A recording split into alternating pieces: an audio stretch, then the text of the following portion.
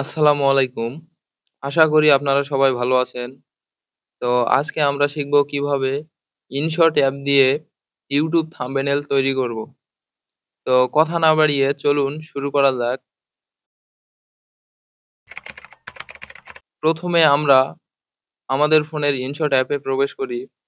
প্রবেশ করার পর ফটো নামে অপশানে ক্লিক করি। ক্লিক করার পর আবার নিউ নামে অপশানে ক্লিক করি। এখানে ক্লিক করে উপরে ব্ল্যাঙ্ক নামে একটা অপশান দেখতে পারবো। এখানে ক্লিক করি। এখানে ক্লিক করার পর ক্যানভাস নামে কোণে একটা অপশান দেখতে পারবো। এই ক্যানভাসে ক্লিক করি। এখানে ক্লিক করার পর আমাদের YouTube থাম্বনেইলের জন্য 16:9 এই সাইজটি সিলেক্ট করি। করার পর এখানে টিক মার্কে ক্লিক করে দেই। দিয়ে প্রথমে আমরা ফটো এড করব। এজন্য পিপ নামে একটা অপশান আছে, এখানে পিপ নামে অপশানে ক্লিক করি। এখানে ক্লিক করার পর আমার এখানে এগুলা পিএনজি ফটো। আমি পিএনজি ফটো এড করতেছি। আর আপনারা আপনাদের ফটো পিএনজি করে তারপরে এইভাবে এড করবেন। এখানে ইনশট লোগোর উপর ক্লিক করে এইটা এড করে নিলাম। এখন এইটা ইচ্ছেমতো আপনারা আপনাদের ইচ্ছেমতো সাজায় নিবেন। আমি আমার ইচ্ছেমতো উপরে দিয়ে দিলাম। তারপরে আবার পিপ নামে অপশানে ক্লিক করি। এখানে ক্লিক করে একটা ফটো এড করলাম। তো ফটোটা একটু বড় করলাম। বড় করে এক সাইডে দিয়ে দিলাম। এবার কিছু লিখবো, এর জন্য টেক্সটে ক্লিক করি। ক্লিক করার পর আ ইনশট অ্যাপ দিয়ে লেখার পর এখানে আপনারা আপনাদের ইচ্ছেমতো ফন্ট এড করতে পারবেন।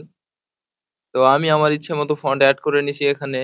নেওয়ার পর এখানে বাম দিকে কালার, তো এখানে আপনারা আপনাদের ইচ্ছেমতো কালার এড করতে পারবেন এইভাবে।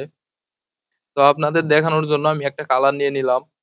তারপরে টেক্সটের পর উপরে বর্ডার, এখানে বর্ডার দিতে পারবেন, শ্যাডো দিতে পারবেন, এখানে লেবেল দিতে পারবেন, এখানে বিভিন্ন রকম করতে পারবেন। তো আমার এইটা ভালো লাগতেছে এজন্য আমি এইটা এড করে নিলাম। এড করার পর উপরে টিক চিহ্নে ক্লিক করি। ক্লিক করার পর আবার এইটা টানে ঠিকঠাক মতো ভিড়িয়ে নেই। নেওয়ার পর তারপরে আবার টেক্সটে ক্লিক করি। ক্লিক করার পর এখানে লিখি কিভাবে YouTube, লেখার পর এখানে আবার কালার চেঞ্জ করি। তো আমি আমার ইচ্ছেমতো কালার দিয়ে দিচ্ছি। দিয়ে এটা আবার টান দিয়ে ভালোভাবে আপনাদের ইচ্ছেমতো বসিয়ে নিন। তারপরে আবার টেক্সটে ক্লিক করি। ক্লিক করার পর আবার লিখি